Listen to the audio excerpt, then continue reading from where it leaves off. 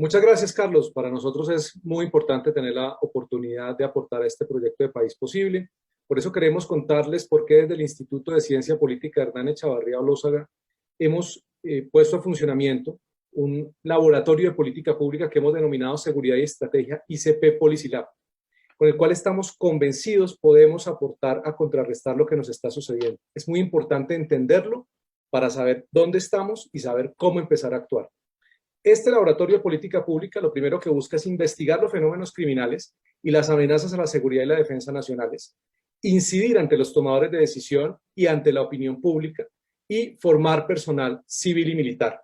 ¿Con qué fin? Con el fin de contar con información, datos y evidencia tanto a nivel nacional como regional que nos permita efectivamente actuar en estos tres niveles, crear redes internas e internacionales de expertos y centros de pensamiento con los cuales podamos unir esfuerzos y enfrentar con redes a las redes que están queriendo atacar la institucionalidad y la paz de los colombianos.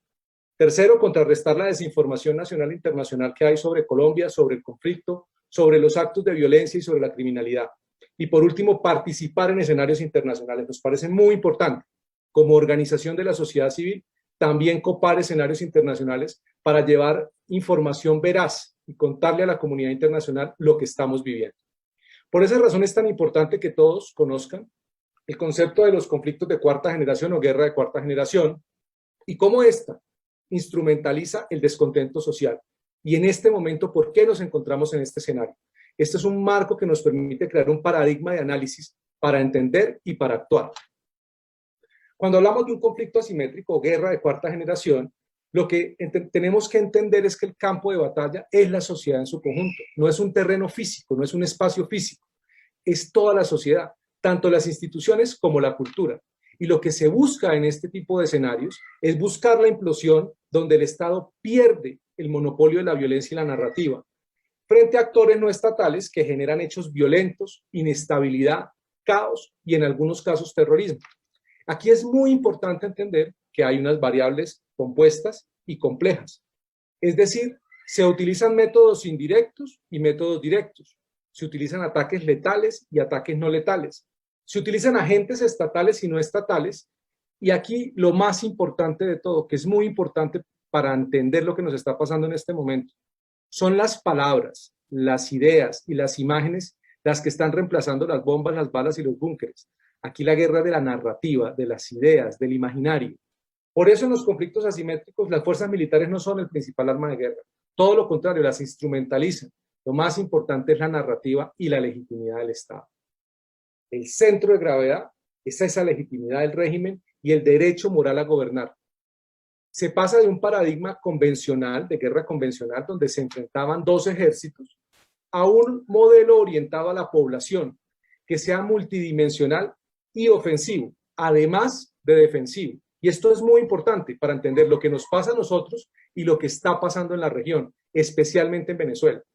Para lograr el objetivo más importante de las guerras asimétricas, que es precisamente controlar la narrativa, debilitar el Estado, la legitimidad del Estado e imponer un modelo populista. En este tipo de guerra lo relevante no es la conquista del espacio físico, sino del espacio social. El objetivo de un enemigo de guerra de cuarta generación es el colapso del adversario desde la retaguardia, de forma que el Estado-nación se desplome desde adentro, debido al desorden que el enemigo es capaz de implementar desde afuera.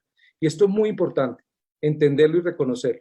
Y simplemente, y aunque más adelante lo voy a explicar, miren los videos de Diosdado Cabello desde el 2019, lo que él amenazaba, que ellos iban a traer el teatro de operaciones a Colombia, que ellos nos iban a atacar en nuestro territorio.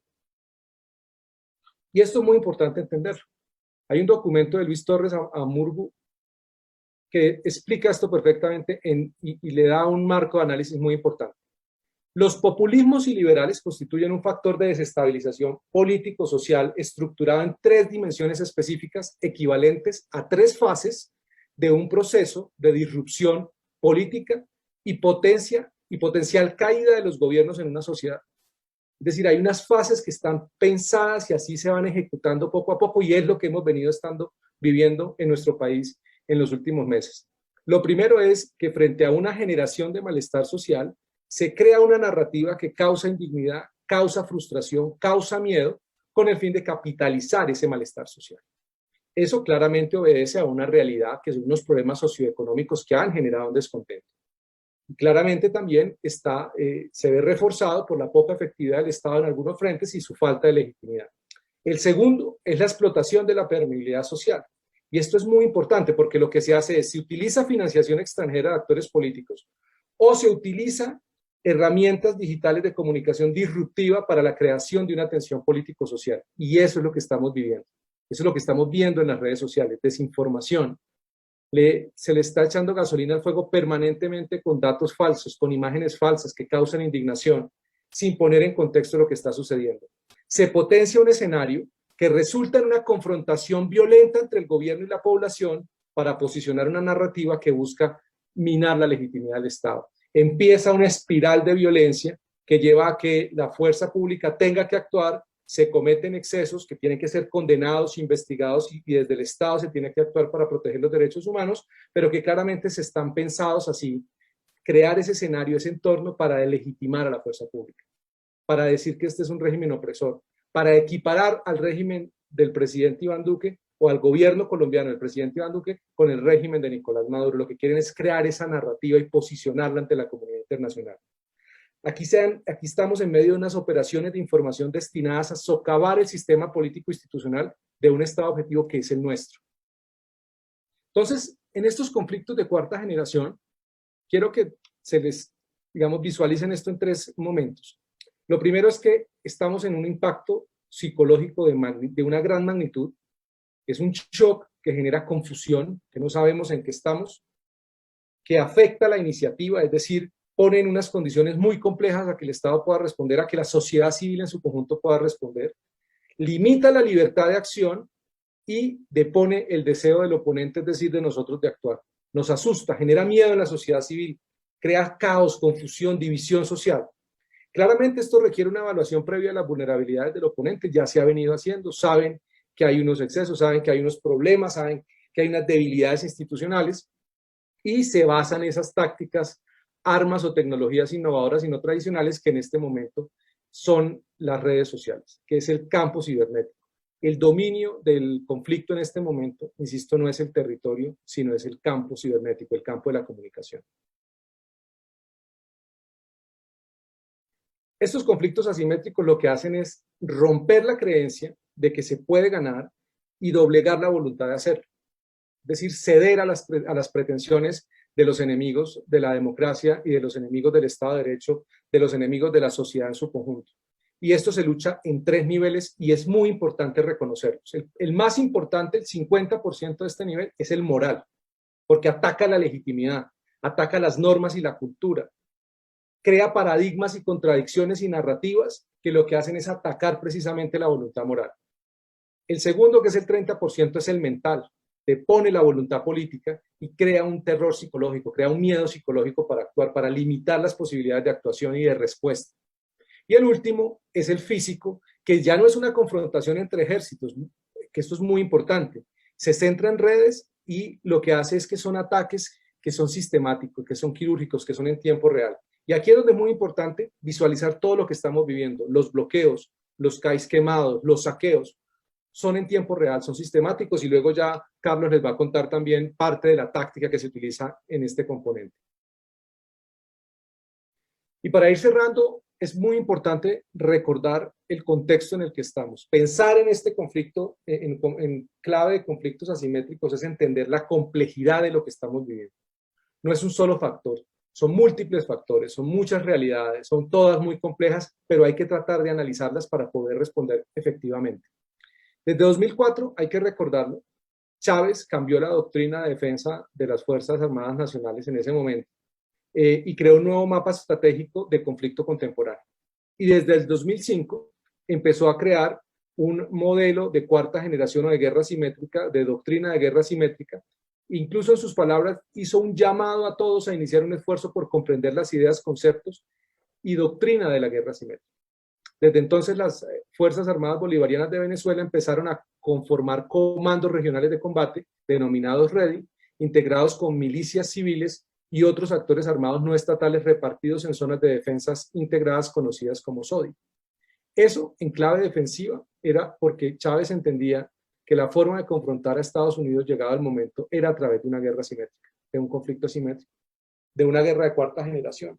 No solamente para defenderse de un país que ha perdido en todas las guerras de cuarta generación, en todas las guerras asimétricas, Afganistán, Irak, Siria, Yemen, etcétera, sino que era claramente, a la vez que construía capacidades de defensa, construía también capacidades ofensivas. Con el apoyo de países como Irán, Rusia y China, se han preparado durante décadas para este momento exacto, cuando el Estado colombiano se encuentra posiblemente en su forma más débil después de la pandemia de un año, que ha agravado los problemas de pobreza y pobreza extrema, debilitamiento del tejido social y empresarial, y agregaría de alta conflictividad política dentro del contexto colombiano. Esta estrategia asimétrica de utilizar redes ilícitas como vanguardias del socialismo del siglo XXI para conquistar territorio. Pero esta no es la conquista tradicional, es una conquista del control ilegítimo y legal de grupos criminales que existen en Colombia, que operan en Colombia, que lo han hecho durante décadas en el marco del conflicto, y que son las disidencias de las FARC y el ELN y otros grupos criminales que controlan economías ilícitas, y al hacerlo, en ese proceso de depredación de los recursos de la población, de control poblacional, controlan el territorio indirectamente. Claramente ellos necesitan llevar y vivir mucho más al Estado colombiano y a la sociedad colombiana a través de un conflicto social prolongado y perpetuado. Eso es muy importante entender. Quieren crear inestabilidad en nuestro país, fortalecerla y profundizarla para que ese sea un ambiente propicio para una narrativa que va a buscar ofrecer unas supuestas soluciones de diálogo y pacificación.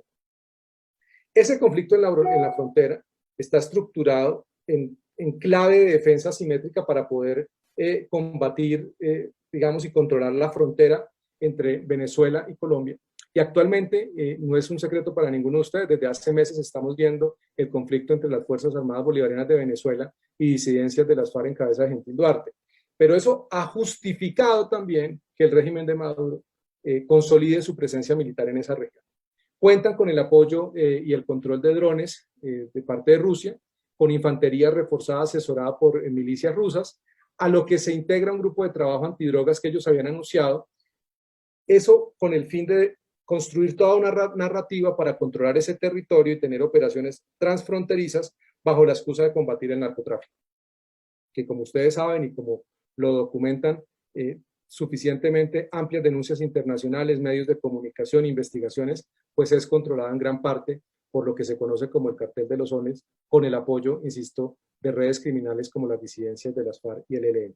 Ese es el contexto, Carlos, en el que estamos, por eso es tan importante entenderlo y por eso es tan importante pensar en una estrategia, en unas operaciones, en una táctica para confrontarlo, y esa es la labor de los centros de pensamiento. Por eso estamos tan comprometidos con esta importante iniciativa, y desde el ICP Policy Lab creemos fervientemente en que la sociedad civil es la sociedad civil la que tiene que tomar la iniciativa y ayudar al gobierno y ayudar a la sociedad en su conjunto a entender lo que nos pasa y a confrontarlo. Les agradezco muchísimo y estoy atento a cualquier consulta adicional.